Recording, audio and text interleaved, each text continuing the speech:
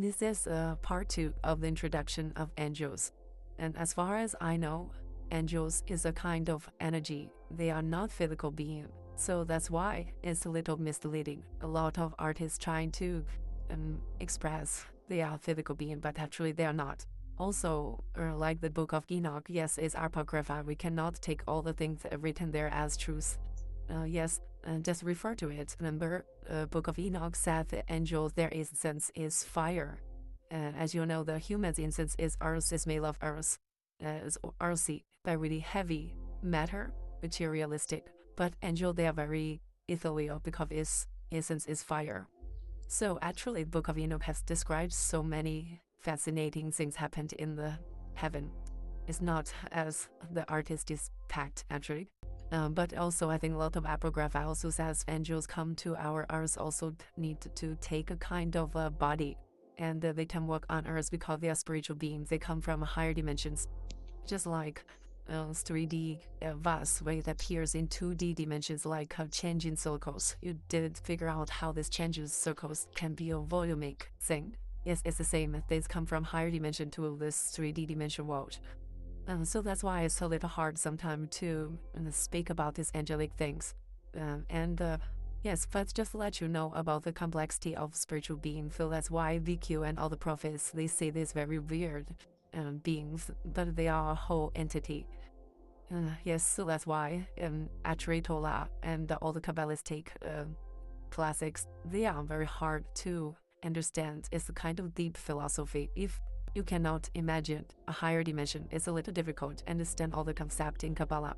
So sometimes I think for beginner like me, it's really important to have a humble heart and open heart to accept things. Just like Einstein, he cannot accept quantum physics. He think it's like Talmud things because in the Talmud, one rabbi give different interpretations of verse, but in some way, they are all right because they just exist from different dimensional, different perspective. So, if you can understand the principle of quantum physics, you maybe got kind of a grasp of these higher dimensional things and beings. It's back to the angels and their energy, basically. So that's why in last video I also explained that our actions, thinking and speaking are basically creating this energy of these angels. And a lot of angels in this human daily life, they are very short-lived. Some just, yes, live very short. After because they are kind of messenger or missionary, they have been born because they have a mission need to be fulfilled. After they fulfill their mission, they will die. It's like short-lived energy being. But some live longer. Yes, but the kind of internal angels is like I think in the Book of Enoch also says angel is very huge, and also it says in Adam, the first Adam created in God's image, and the image, because God is formless, it didn't have physical body actually.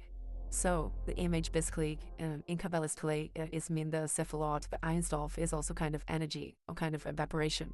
The highest vibration actually in Taoism we also say the highest vibration is called Tao. My understanding is basically talking about the creator. And because you know the yin-yang philosophy in China and in Taoism, that the yang is like male energy, positive energy, and yin is kind of negative energy. And the hugest positive energy, yang energy, is called Tao. And it's like the sun always giving is a positive energy. And yes, back to this angel.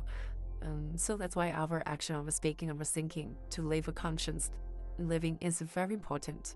Not to live by instinct, by reactive. And pattern is very important for spiritual awakening. If you are not aware of what you are doing, you just reactive by the instinct. Actually, it's very disastrous. Actually, will bring both trauma onto yourself, also to others. So that's why to rise our vibration to a higher conscience is very, very important. Yes, it's the way we can say it's kind of jump of dimensions. If you want to go to higher dimension matters more than frequency, because frequency is just still in one dimension, but when you come to another dimension, it has a lot more. If you know the geometry of 3D software, you will have an idea of what I'm saying. Dimension matters. And so that's why the angelic being, they come from another dimension. But also, I've already taught about the Siddharaha, the other side. There is also illusion, spiritual being, which will give you a lot of illusion. And previously, I have shared the video about the chakras, also said that the third eye chakra got blocked by the illusion. So that's why it's a very chaotic situation in this esoteric knowledge spreading. People don't know what is real, what is true force. So many people proclaim they can have this psychic ability. Yes, and the other video has talked about this purity, how important to have purity and the basics to develop psychic abilities. And back to the central topic again. The angels, they are energy and they are extremely huge. I remember the Jewish Tao says there is an angel, his name I start with for gods. His figure, oh, it's just the size of the finger, oh, it's just like the distance between heaven and earth.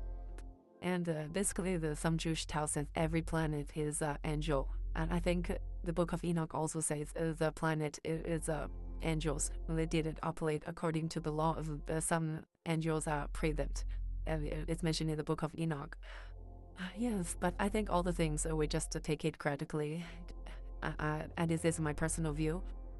I only take the Book of Torah very seriously, the Bible, and also the Taoism, Tao Te Ching, all the classic very seriously.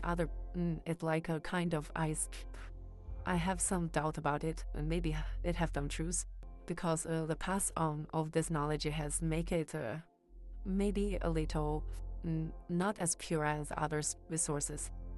Actually, to put it in another way, an angel is energy, so it gives kind of energetic explaining of karma. Everything you do or say or think, you are creating angel, and this angel are the carrier of your karma. So that's why we need to be conscious of our thinking, speaking, and thought. It's very important in Kabbalah, both Judaism. Yes, Abraham faith, I think, is very important. But today, the internet, to speak, cost nothing. People just say whatever they want. Actually, it brings a lot of destruction both to themselves and to others. So sometimes, I hope people spend less time online, more time on real life, to cultivate, build their character, do some physical things, speak less. Yes, I think it's wisdom, because in ancient China we also have a proverb, silent is gold. After I begin to know something about Kabbalah, I also begin to realize all the Jesus teaching basically is very Kabbalistic. And that's why he says if you're hating people, you're killing people. So basically, you have harbor all the negative thought towards yourself or towards others. You are creating this negative angels, this negative karma. Yes, so to live a conscious life, to realize your thinking do matters, because your thinking will finally lead to action. Yes, so that's why it's very important to flood yourself with all the positive, holy messages instead of all the messages full of hatred, basically hatred or jealousy. So sometimes I think to stay away from media is a wise choice.